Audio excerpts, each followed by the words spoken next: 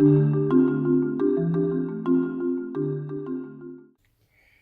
there guys, and welcome back to my channel. For all of you who have tuned in before and for all of you who haven't before, just go right away and click the subscribe button. You won't regret it. I have plenty of interesting content. But anyway, this video, as you could already read, is about Japan and how I managed to travel it very cheap. Everybody who looked into traveling Japan knows that Japan is a quite expensive country, maybe comparable to Europe or America, maybe even more expensive. But I managed to travel it on 300 euros or $300 in 1 month, and I'll share with you how I did it. So let's break down the costs, right? We have food, accommodation, and transport. So I spent most of my money on food, which was around like 200 US, and then 50 on the like sightseeing stuff, and then another 50 on transportation. So, and on accommodation I spent 0. So how is it possible?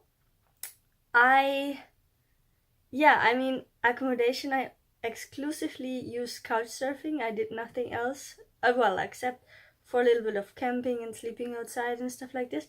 But you really have to be willing to do that in order to get through Japan on a very low budget.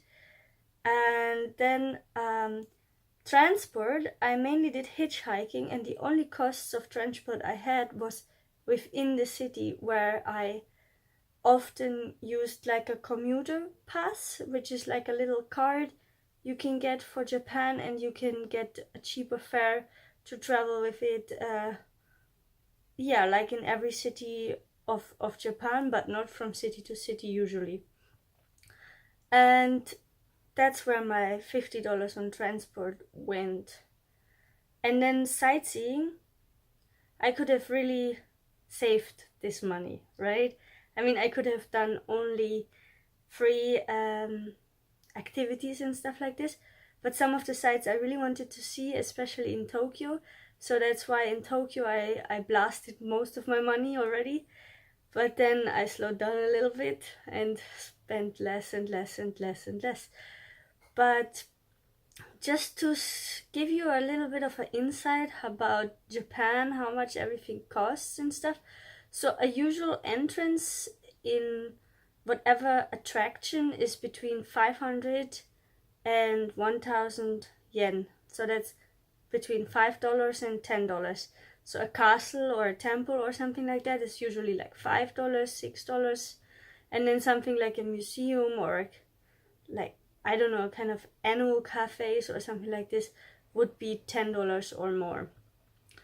And then the food cost is like, I mean, I can only tell from what I ate, and I'm vegan, so I most of the time bought like vegetables and stuff, but it's freaking expensive. So one apple, for example, cost $2, and then each banana $1, but you can only get them in like a pack of 3, so it's $3. And then, I mean, like fruits, any other fruits you can completely screw out of your budget is like too expensive. Like grapes $6-7, or one kiwi $2, and stuff like this is, yeah, it's painfully expensive. And same with vegetables. Like the only vegetables I bought was basically carrots and some like Asian leafy greens like bok choy and this kind of stuff. That was fairly cheap.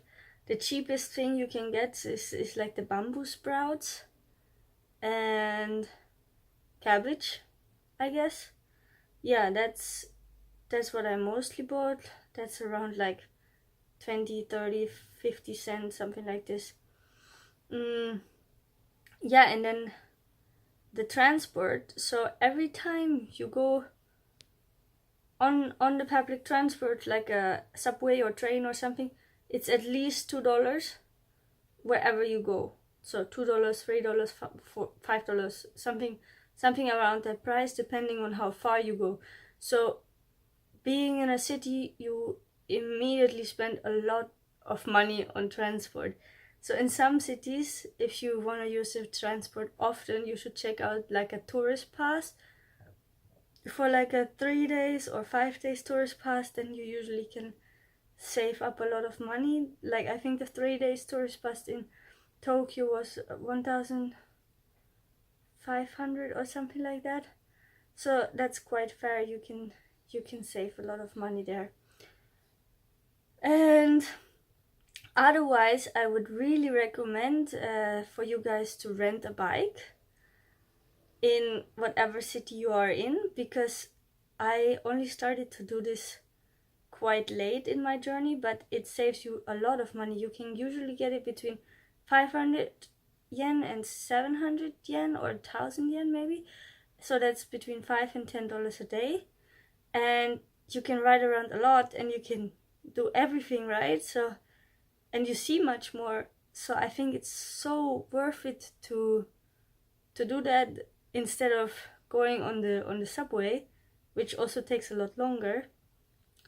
So yeah, I think my tips of surviving Japan cheap is go couch surfing, buy commuter passes or rent a bike, then hitchhiking, and then always cook your meal at home or wherever you are. Like if you decide to travel in hostels, then try to cook there.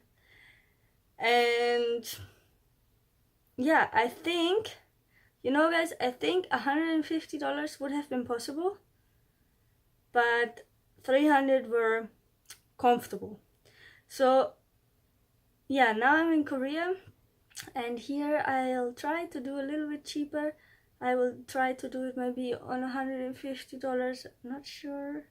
Let's see what it turns out. I don't like to budget so much.